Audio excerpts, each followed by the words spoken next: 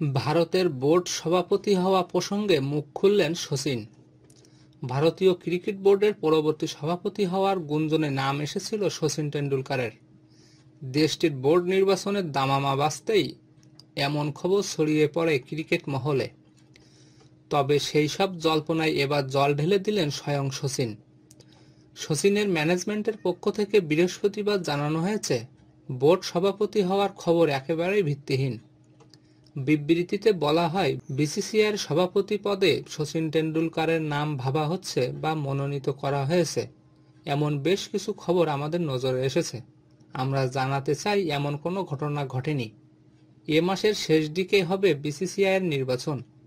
বর্তমান সভাপতি রজার বিনির দায়িত্বের মেয়াদ শেষ হচ্ছে শিগগিরই। এর আগে সভাপতি ছিলেন ভারতের ইতিহাসের অন্যতম সেরা অধিনায়ক সৌরভ গাঙ্গুলী। বিনির উত্তরসূরি হিসেবে শচীনের নাম আলোচনায় উঠে আসতেই ক্রিকেট মহলে তোলপাড় শুরু হয়। শোনা যাচ্ছিল, আইসিসি চেয়ারম্যান জয় শাহ নাকি শচীনের সঙ্গে সরাসরি কথা বলেছেন। এমনকি লর্ডসে অ্যান্ডারসন টেন্ডুলকার ট্রফি চলাকালীনও এই প্রসঙ্গ উঠছিল বলে দাবি করেছিলেন কেউ কেউ। তবে শচীন নিজেই সাফ জানিয়ে দিয়েছেন, বোর্ড সভাপতির দায়িত্ব নেওয়ার কোনো প্রশ্নই ওঠে না। এগুলো হচ্ছে মিথ্যা গুঞ্জন।